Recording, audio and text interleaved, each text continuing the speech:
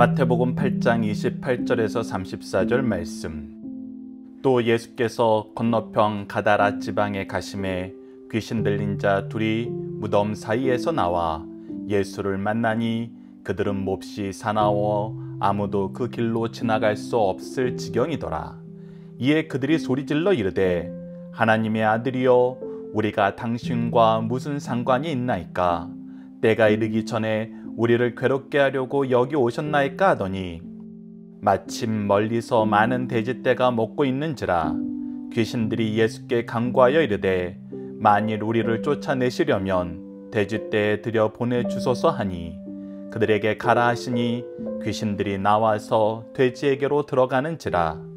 온 떼가 비탈로 내리달아 바다에 들어가서 물에서 몰사하거늘 치던 자들이 달아나 시내에 들어가 이 모든 일과 귀신 들린 자의 일을 고하니 온 시내가 예수를 만나려고 나가서 보고 그 지방에서 떠나시기를 간구하더라. 아멘. 안녕하세요. 승리한 상가족 여러분, 그리고 강성성경연구원 여러분, 오늘은 마태복음 45번째 시간으로 마태복음 8장 28절에서 34절 말씀을 영적 세계를 지배하신 우리 왕 예수님이라는 제목으로 함께 말씀을 나누도록 하겠습니다. 승리한 삶 박열 목사님의 구속사로 조망한 성경 연속 강해집을 통해서 편집이 되었습니다. 이번 달 우리가 함께 나누는 마태복음 8장에서 12장까지의 내용은 마태복음 강해집 2권을 통해서 편집이 되어 있습니다. 이 부분에 대해서 좀 더 깊이 있게 말씀을 묵상하고 싶으신 분들은 강해집을 참조해 주시길 부탁드립니다. 자, 오늘 본문 말씀을 보도록 하겠습니다. 지난번에 잠깐 언급했던 것처럼 예수님께서 풍랑을 잔잔하게 하신 그 사건을 전후로 우리에게 무엇을 보여주시냐면 육적인 모든 생명에 대한 주권을 가지고 계시는 예수님을 보여주고 있고, 영적인 지배권을 가지고 있는 예수님을 보여주고 있고, 자연세계까지 통치하시는, 물질세계까지 통치하시는 예수님의 능력을 우리에게 보여주고 있습니다. 즉 예수님께서 창조주이시고 참된 하나님 되심을 계속 보여주고 있다는 것입니다. 오늘 본문 말씀은 영적 세계에 대해서 예수님께서 어떤 지배권을 가지고 계시는지 우리에게 보여주는 말씀으로 구성되어 있습니다. 또한 더 중요한 것은 이 모든 통치권을 가지고 계신 예수님께서 이 통치의 중심에 무엇을 두냐는 겁니다. 통치하실 때 무엇이 가장 중요한 내용인지를 우리가 말씀을 통해서 확인할 수 있습니다. 이 부분을 보고 우리도 예수님처럼 이 세상을 향하여 예수님이 중요하다고 여기는 것을 우리가 같이 중요하게 여기면서 예수 그리스도의 사명을 함께 따라가는, 예수 그리스도의 일을 하는 그리스도의 일꾼 되기를 기도합니다. 자, 28절 봅시다. 또 예수께서 건너편 가다라 지방에 가심에, 즉 앞서 말씀드렸던 것처럼 계속해서 우리가 8장 안에서 예수님의 사역의 모습은 무엇이냐면 복음을 전하기 위해서 이쪽 편에 계시다가 저쪽 편에 거시는 거예요. 지금 현재도 반대편에 계시다가 건너와서 가다라 지방에 오셨어요. 복음을 위해서 오셨어요. 근데 먼저 누구를 만나게 됐냐면 귀신 들린 자 둘을 만나게 됩니다. 이 귀신 들린 자들이 뭐하고 있냐면 무덤 사이에 머물면서 사람들을 위협하는 사나운 모습으로 살고 있어요. 이것은 어떤 삶을 우리에게 보여주냐면 그들이 영적으로 피폐해져서 육적으로도 정상적인 삶을 살 수 없는 상태에 놓여 있음을 우리에게 보여줍니다. 이런 사람을 지금 예수님이 만나게 된 것입니다. 근데 만났을 때 예수님보다 이 귀신 들린 자들이 먼저 반응하게 됩니다. 사실 귀신 들린 사람이 먼저 반응한 게 아니라 바로 귀신들이 먼저 반응을 한 거죠. 그것이 바로 29절에 있습니다. 이에 그들이 소리질러 이르되 하나님의 아들이여 라고 얘기합니다. 이 부분을 우리가 이상하게 생각하면 안 됩니다. 사탄도 하나님이 누구신지 알고 예수님이 누구신지 알고 성령님이 계시는 걸 압니다. 이 악한 존재들도 영이기 때문에 영 대신 하나님을 압니다. 때로는 영 대신 하나님을 우리 인간보다 더 잘 이해하고 있기도 합니다. 그래서 우리가 성경을 통해서 이 말씀을 잘 기억해야 됩니다. 야고보서 2장 19절을 보시죠. 내가 하나님이 한 분인 줄 믿느냐? 잘하는도다. 귀신들도 믿고 떠느니라. 즉 우리가 하나님이 한 분이다라는 걸 아는 것은 우리만 아는 것이 아니에요. 모든 존재들이 하나님이 한 분이시고 온 우주의 창조주이시고 통치자임을 알고 있습니다. 그래서 이것을 안다고 해서 그것이 특별한 것이 아니에요.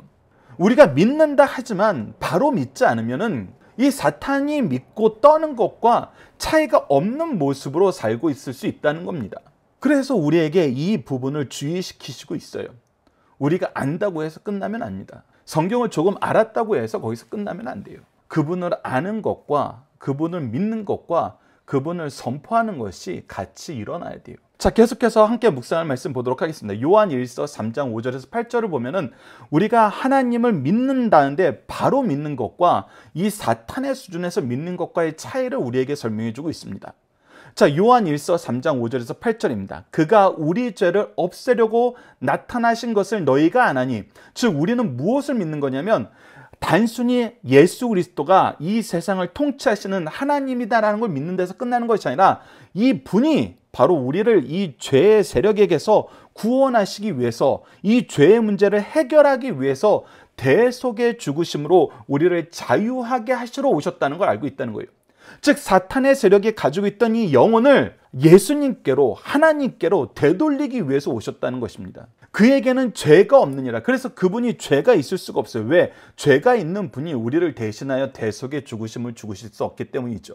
죄가 없으시기 때문에 하나님의 모든 저주하심을 그분이 대신 감당할 수 있는 거거든요. 계속해서 봅시다. 그 안에 거하는 자마다 범죄하지 아니하나니 범죄하는 자마다 그를 보지도 못하였고 그를 알지도 못하였느니라. 자, 이 말씀 안에서는 무슨 뜻이냐면 예수님께서 가장 중요하게 여기시는 건 무엇이냐면 우리를 죄에서 구원하시는 거예요. 죄를 이기는 거예요. 그런데 우리가 예수님을 알고 예수님을 믿고 예수님을 신뢰하고 예수님과 함께 산다고 하면서도 우리가 범죄하고 있어요. 죄에 계속 짝하고 살고 있어요. 자, 이 얘기를 우리가 현실적인 면에서 그냥 단순하게 받아들여서는 안 됩니다. 어느 누가 죄를 완전하게 이길 수 있습니까? 우리는 여전히 연약한 상태에 있는데 우리가 어떻게 죄가 없는 정말 순결한 상태, 거룩한 상태, 영화로운 상태에 있을 수 있습니까? 얘기하는 사람들이 있어요. 예, 그 말이 맞습니다. 우리로서는 할 수 없어요. 그런데 하나님께서 구원을 계획하시고 예수 그리스도를 통해서 이 구원을 성취하시고 성령님을 통해서 이 구원을 적용시켜 주는 데에는 이 죄를 이길 수 있는 은혜의 능력을 허락해 주신 것이거든요. 그래서 우리로서는 할 수 없다는 것을 우리가 고백하고 예수 그리스도를 따르면은 예수 그리스도의 구원의 은혜와 성령님의 내주하심을 통해서 우리가 날마다 죄를 이기는 삶을 살아요. 그러니까 우리가 연약하지만 삼위일체 하나님으로 인하여 죄를 이기는 삶을 사는 것과 우리는 연약하기 때문에 어쩔 수 없이 죄와 타협해야 돼요 라는 것은 완전히 다른 것이죠.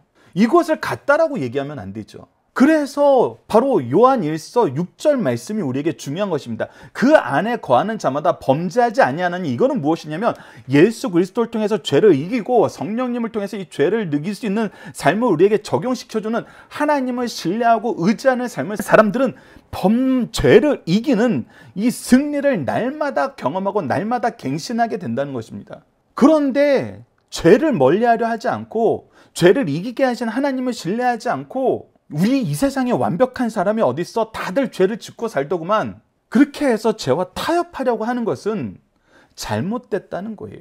그건 하나님의 구원의 은혜와 죄를 이기신 구원의 역사를 우리가 스스로 멸시하는 거란 겁니다. 계속해서 보십시오. 자녀들아, 아무도 너희를 미혹하지 못하게 하라. 미혹하지 못하게 하라는 것은 뭐예요? 우리가 미혹받지 않을 힘을 이미 주셨다는 거예요.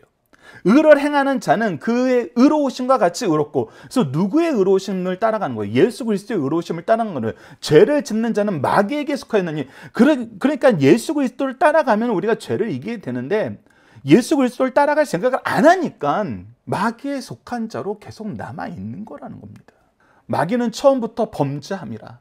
하나님의 아들이 나타나신 것은 마귀의 일을 멸하려 하십니다.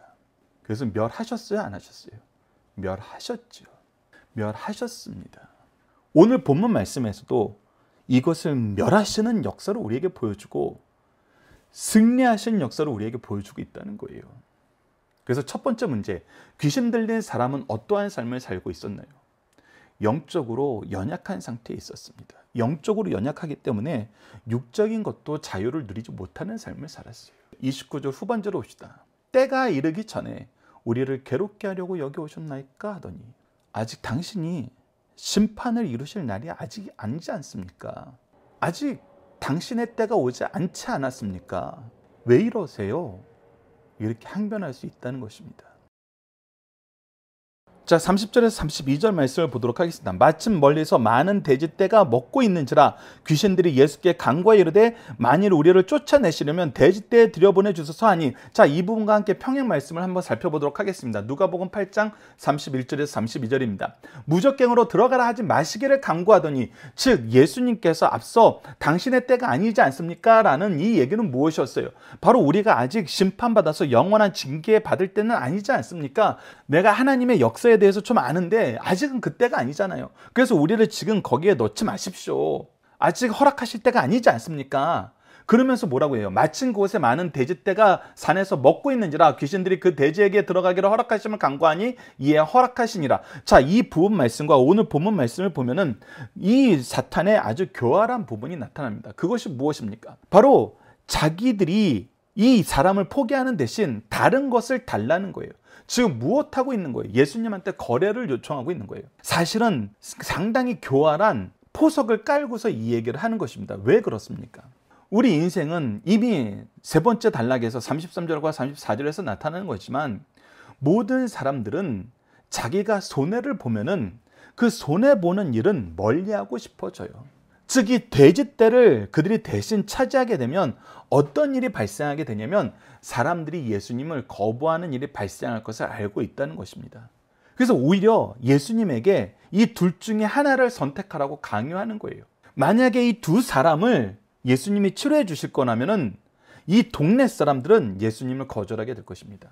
그렇다면 예수님께서 하시려는 그 사역에 오히려 마이너스가 되지 않겠습니까? 이미 전 마을에서 당신께서 경험하신 것처럼 많은 사람이 당신을 찾아와서 고침을 받고 귀신 들린 사람이 치료함을 받을 것인데, 그 많은 사람들이 오히려 이 동네에서는 자기네들이 손해를 볼까봐 오지 않는 경우가 있지 않겠습니까? 더군다나 아픈 사람들은 스스로 나오기가 힘든데 도와주는 사람이 있어야 되는데 그 도와주는 사람들이 위축되지 않겠습니까? 그러니 선택을 하십시오. 이 두 사람을 놔두고 더 많은 사람들을 고치실 것입니까?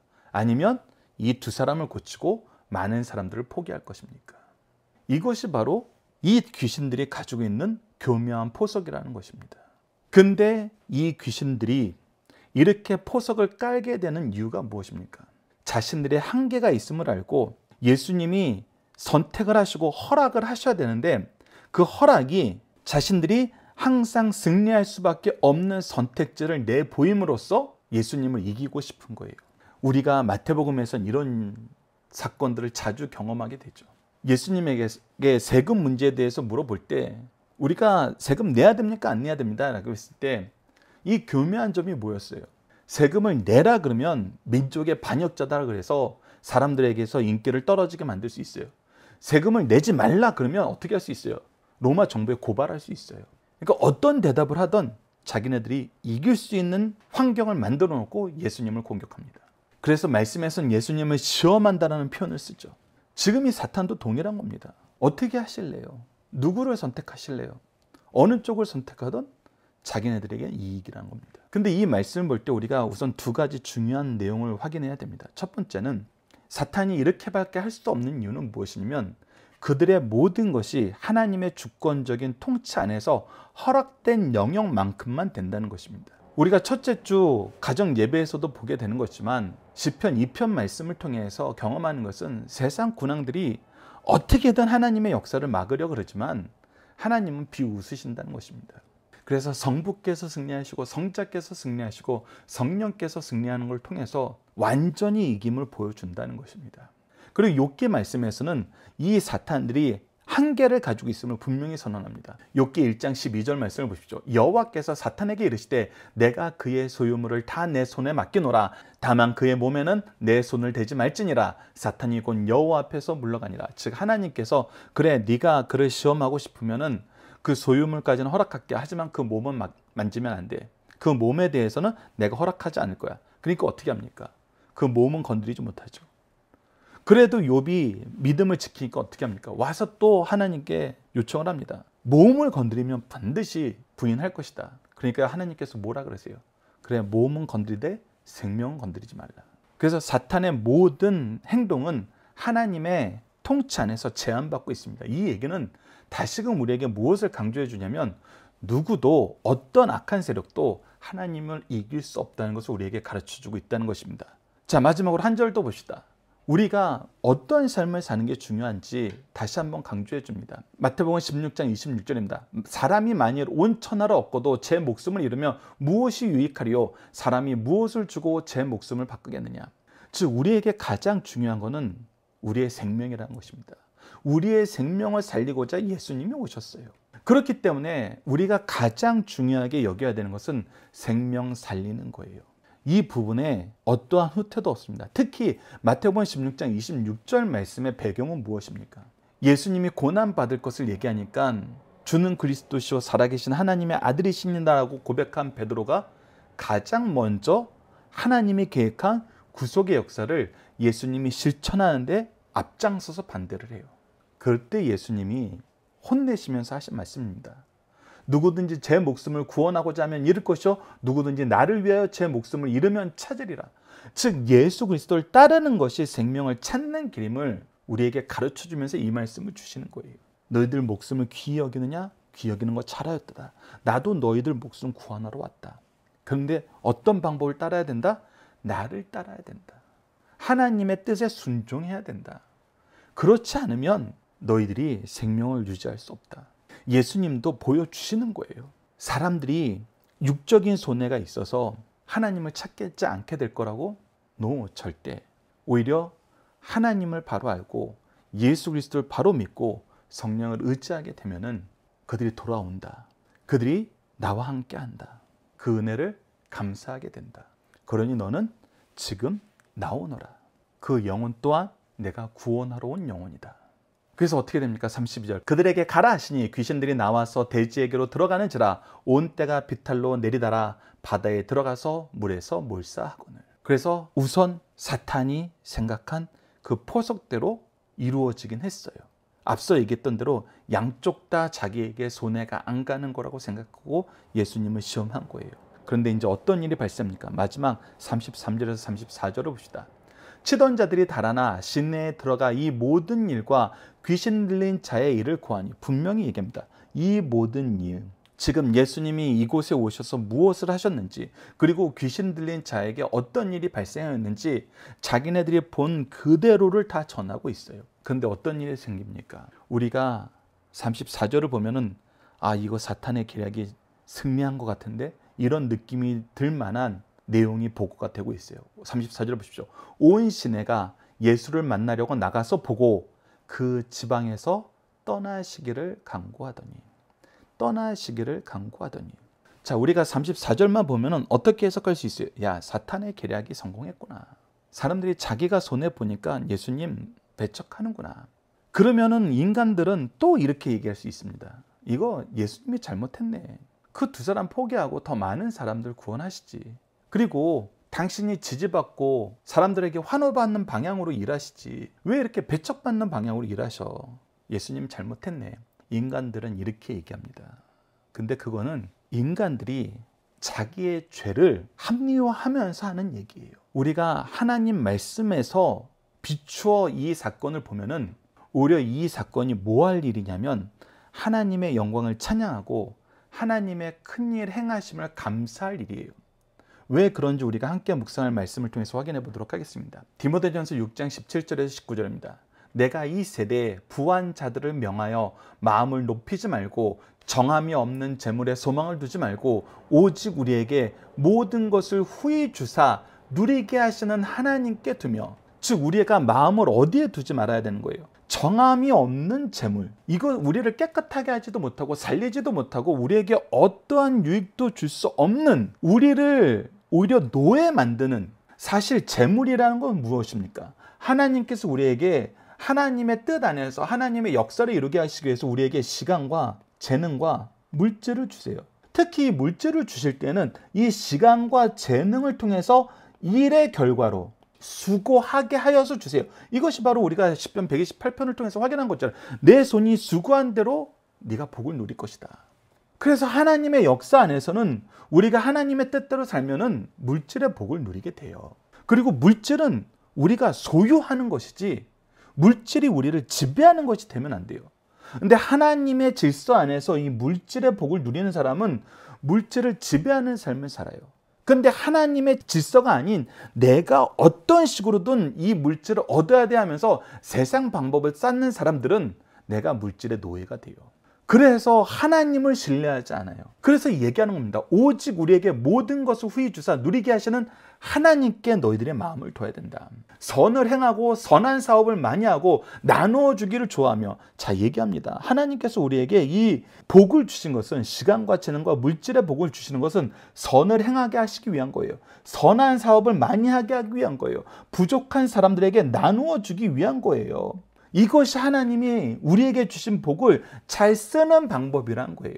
이것이 장래에 자기를 위하여 좋은 터를 쌓아 참된 생명을 취하는 것이라. 그래서 우리에게 참된 생명을 얻게 하는, 참된 생명을 더욱더 풍성하게 하는, 참된 생명의 열매를 많이 맺게 하는 촉진제가 되는 것이 물질이지, 우리가 참된 생명을 버려서라도 쌓는 것이 물질은 아니라는 거예요. 즉, 이 돼지떼가 아무리 크고 많아 보이고 우리에게 불을 준다 그래도 이것이 하나님이 기뻐하시는 생명 살리는 일에 쓰임 받는다면은, 하나님이 주신 것으로 믿고 하나님이 주시는 은혜의 복을 누린 사람은 이거 기뻐하게 돼 있다는 거예요. 계속해서 봅시다. 로마서 8장 32절을 보십시오. 우리가 예수 그리스도를 통해서 확신하게 되는 건 무엇입니까? 우리가 3대 특권에서 두 번째 내용이죠. 자기 아들을 아끼지 아니하시며 우리 모든 사람을 위해서 내주신 이가, 즉 하나님이 우리에게 무엇까지도 주는 것을 아끼지 않았어요. 그의 아들의 생명, 즉 삼위일체 하나님 되시는 그분의 생명을 주는 것까지도 아끼지 않았어요. 정말 우리를 위해서 창조주의 생명을 아끼지 않으신 거예요. 우리가 볼 때는 이해가 안 되는 일이에요. 이 광활한 우주를 창조하신 분이 이 광활한 우주에 티끌보다도 못한 존재를 위해서 목숨을 내어주셨다는 거예요.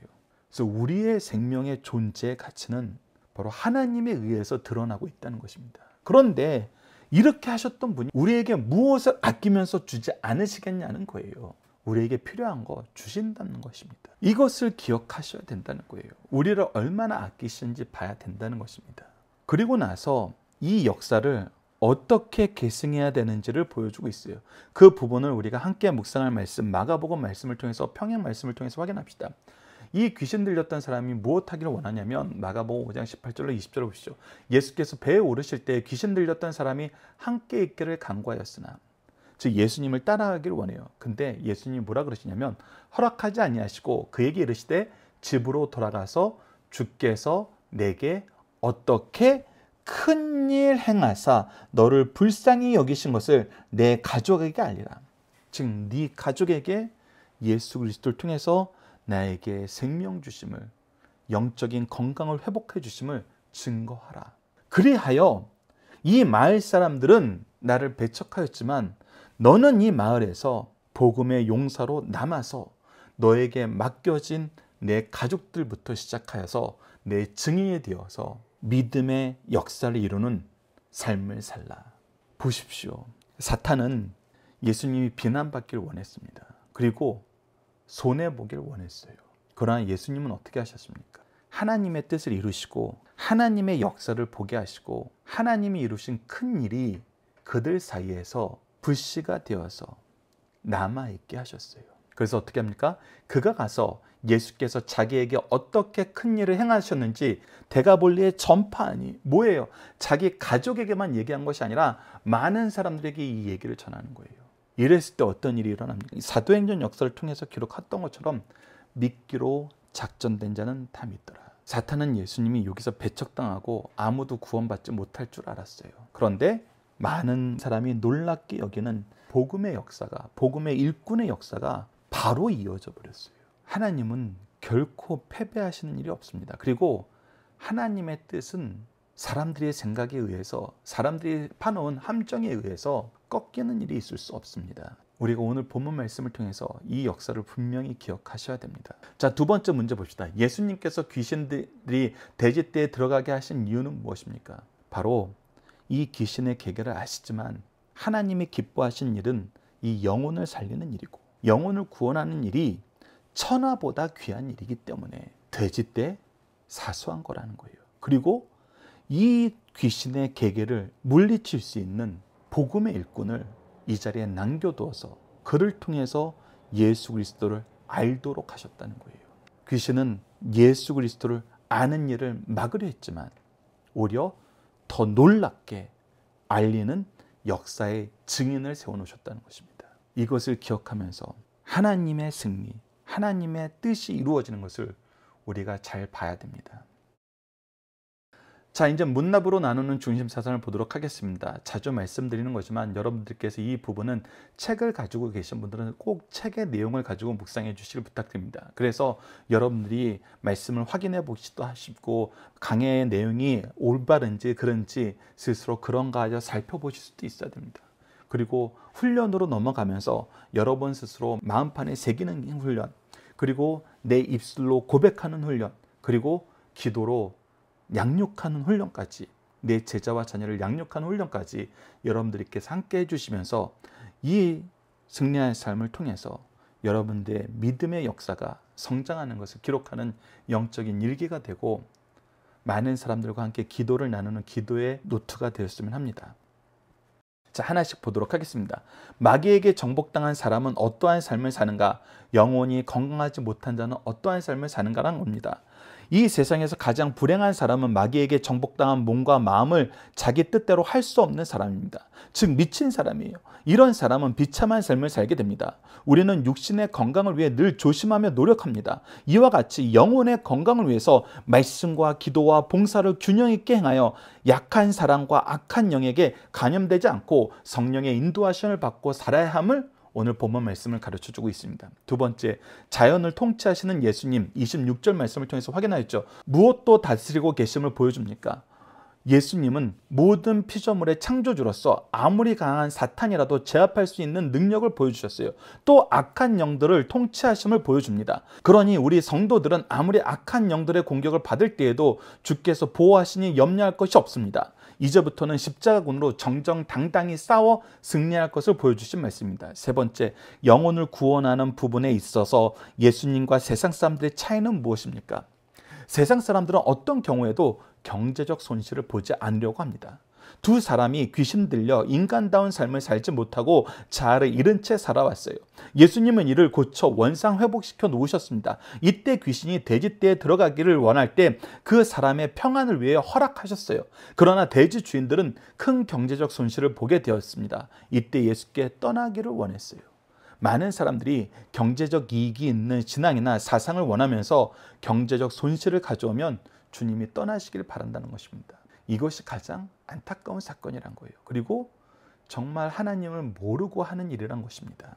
자, 이제 훈련 시간을 갖도록 하겠습니다. 암송 고백 결단 기도 훈련입니다. 먼저 오늘 본문 말씀을 통해서 제가 선택한 것은 마가복음 5장 19절입니다. 여러분들도 여러분들이 각자가 마음에 두신 말씀을 마음에 새기시길 바랍니다. 자, 마가복음 5장 19절 다시 한번 읽어봅시다. 허락하지 아니하시고 그에게 이르시되 집으로 돌아가 주께서 내게 어떻게 큰 일을 행하사 너를 불쌍히 여기신 것을 내 가족에게 알리라 하시니, 즉 이제 내가 그리스도의 복음의 증인의 삶을 살아야 된다는 것입니다. 이것이 복음의 불씨가 되어서 많은 사람들을 놀랍게 한 것입니다. 오늘 본문 말씀을 통해서 제가 함께 고백하고 싶은 내용은 다음과 같습니다. 우리도 연약한 영혼을 사랑하는데 하나님처럼, 예수님처럼 사랑하며 살게 하여 주소서. 하나님의 방법대로 하나님이 중심에 두시는 것을 우리도 중심에 두고 영혼을 사랑하는 우리 승리하산 가족 여러분들, 강성성경연구원 여러분들에게 기도합니다. 자, 이제 함께 기도 훈련을 나누도록 하겠습니다. 기도는 다음과 같이 5단계를 통해서 훈련을 하고 있습니다. 첫 번째는 구속의 역사에 나타난 하나님을 배우고 고백하는 것이고, 두 번째는 우리를 위해 먼저 행하신 일을 감사하는 것이고, 세 번째는 하나님의 뜻을 따르지 못함을 회개하고, 네 번째는 주님 뜻 이루는 데 쓰임받도록 도우심을 간구하면서, 마지막으로는 구속을 이루신 예수님 이름으로 기도하는 것입니다. 오늘 본문 말씀을 통해서는 이렇게 여러분들과 함께 기도를 나누고 싶습니다. 연약한 자에게 값없이 은혜를 베푸시는 하나님, 한 영혼 한 영혼을 천하보다 귀하게 여기시고 그 사랑을 예수님을 통해 완성하시고 성령님을 통해 우리가 누리게 하심을 감사합니다. 우리는 여전히 죄악에 빠져 연약한 영혼을 사랑하는 데 핑계를 대고 계산을 하며 외면하며 때로는 주님께 떠나라 말하던 것 용서하여 주소서. 나를 위해 그 아들도 아끼지 아니하신 하나님의 사랑을, 우리를 위해 십자가를 지시고 끝까지 섬긴 예수 그리스도의 사랑으로 영혼을 사랑하도록 우리를 도와주소서. 예수님 이름으로 기도드립니다. 아멘. 감사합니다.